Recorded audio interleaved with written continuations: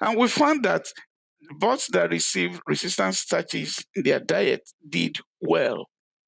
They had higher weight gain and lower FCR up to the time that they were challenged. Now, after challenge, we did not see any significant difference. We did not see any significant effect of the resistant starches. Nonetheless, when you look at their final body weight on day 42, both in the birds that were challenged as well as in the birds that were not challenged, the birds that received resistant starch in their diet, they still ended up with a higher weight gain and lower FCR on day 42.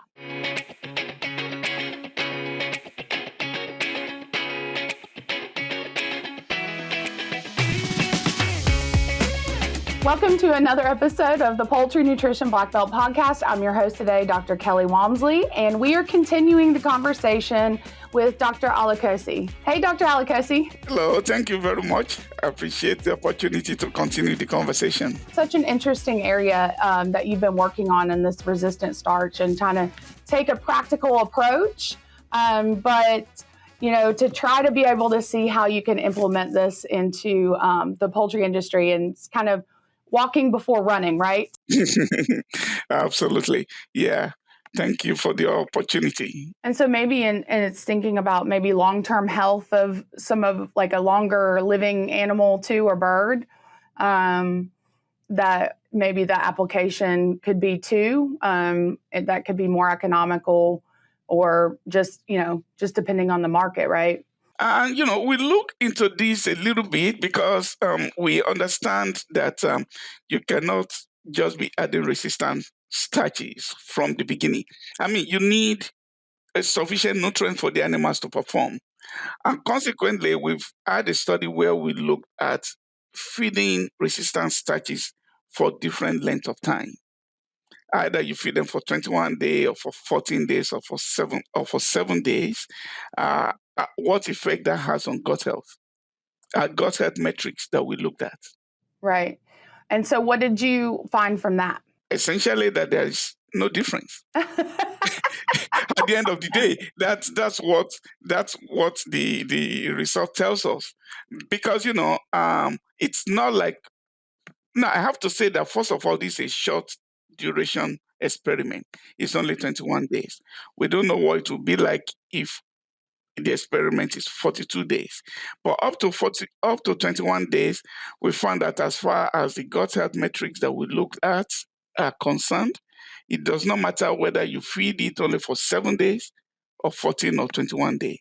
And consequently, when you're just, sorry to interrupt, but just thinking, when you're thinking about from a 7-day or 10-day or 14 days, are you talking about the first 7 days, then you pause, and then you don't take the measurements to 21 days? Or what are you looking at there? So basically, the experiment is a 21-day experiment.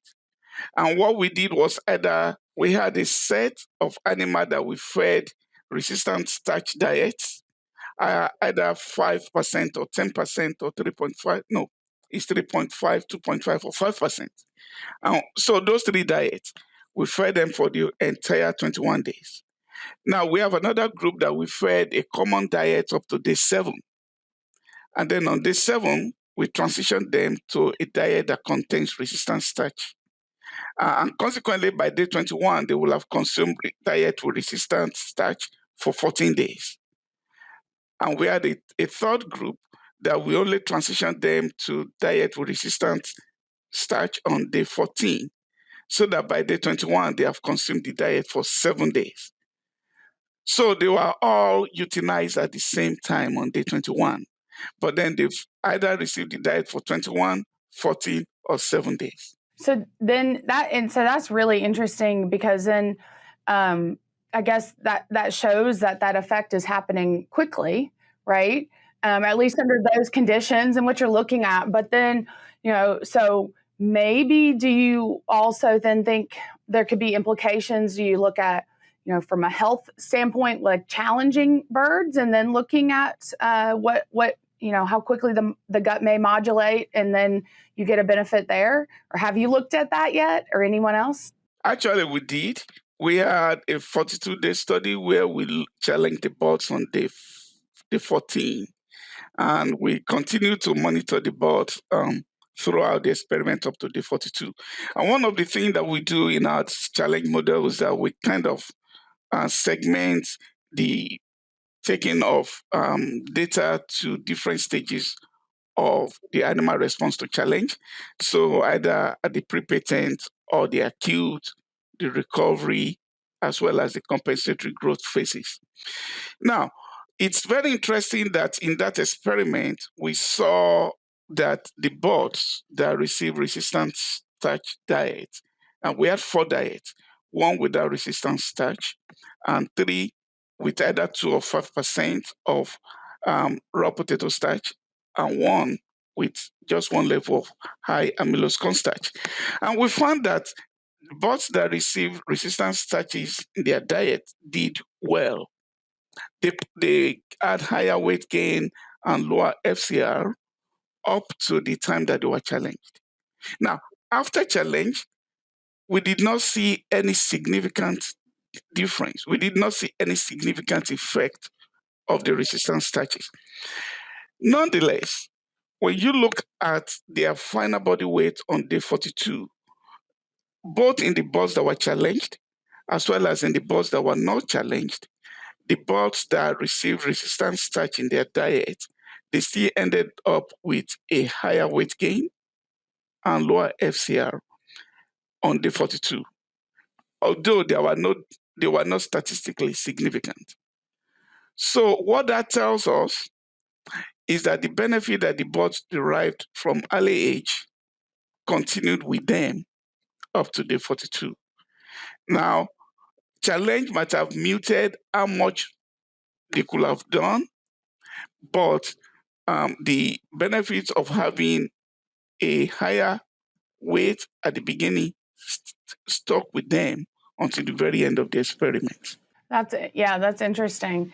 So I guess in thinking about then too, for where next steps, is this something that you're going to keep on working on or looking, what are you thinking about on taking this to the next level? We still need to look more critically at the effect of resistant starches, especially with the Mera challenge that we do. Because in that last experiment that I was talking about, we looked at a mixed Mera challenge. Now, we know that Mera species targets different parts of the intestinal tract. And, the resistant starches having different functions at different sections of the GIT as well. They escape digestion in the foregut, they are fermented in the hindgut. So it will be interesting to see whether using a particular area affect the resistant starch more than using another type of area. For example, if you use area that only affect the foregut, it may not have negative effect on the hindgut fermentation and vice versa. And I think another area that's going to be relatively important to consider is the combination of resistant starch with other feedstuff, for example, probiotics. Because if resistant starches are supposed to act as prebiotics, it's going to be interesting to see whether combining them with probiotics produce a more beneficial effect or not. So there are still a lot of things to look at. And we have some plans for the future as well. Well, that's exciting work. I mean, and I like how you're talking about, okay, we've got an overall picture. We've narrowed it down a little bit, but now let's look at getting even more precise and targeting specific areas of the gut, and then targeting specific resistant starches, and looking at our different disease models and where all of those things are going to kind of interplay, and then potentially cause synergy with other ingredients, or but then still taking it to a practical side of things. And that's a really good kind of advantage, I think, of viewpoint on taking the research. And so that's cool. Thank you. Feed formulation software is stuck in the past. Most tools haven't evolved beyond basic least cost optimization. A Diet Forge changes that. It's an AI-powered platform with nonlinear ingredient modeling for enzymes and additives, cost per gain and maximum profit optimization, and real-time collaboration like Google Docs for nutrition. Every recommendation is grounded in world-class research, built for modern nutritionists who need more than legacy desktop software can deliver. Work seamlessly with your team and optimize the way modern operations demand. Try dietforge.ai free today. Feed formulation, finally modernized. I have a question about the thinking about ingredients. I mean, you said that it's not, some of that work is not, or with the presence of the resistant starch, you may not, like the raw potato starch was something that was most beneficial, but not practical to include in the diet right now. But thinking about some of the ingredients that, commercial nutritionists may be able to get their hands on because something happened and they're able to, I don't know, I've heard before about there being a availability on getting instant potatoes, a whole truckload of instant potatoes that they can use for a little while, or, thinking about from a bakery meal, or other ingredients that might come into play.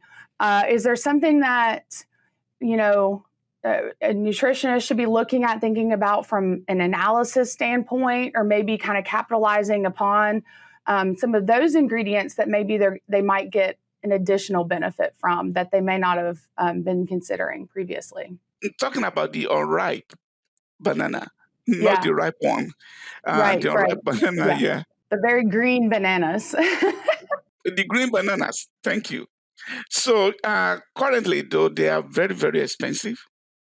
I mean, they were the most expensive of all the of all the resistant starches we tried to look at. They were the most expensive one to source. But if somebody stumbles on it, it's rich in resistant starch, and there is no doubt.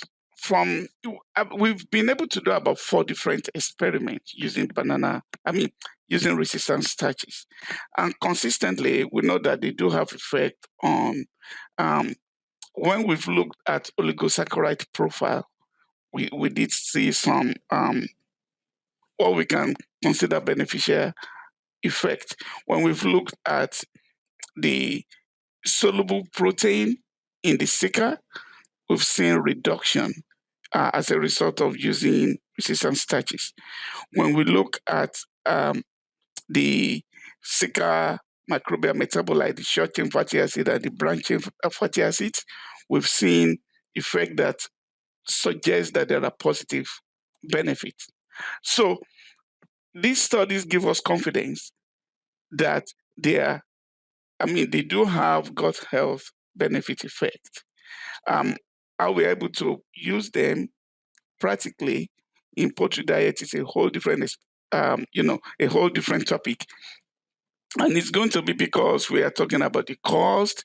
It's going to be because we are talking about the proper inclusion levels, because obviously you need to have reasonable level of the feed stuff before it can have any effect. So those practical things will be the things to consider. But in the meantime, we want to continue to do more work on resistant starch, because we are not just working for today, we are working about possible solution for the future. Exactly. Well, I love that. Well, let's, I guess it's about time for us to probably be wrapping up. We've talked quite a bit, but it's been a great conversation.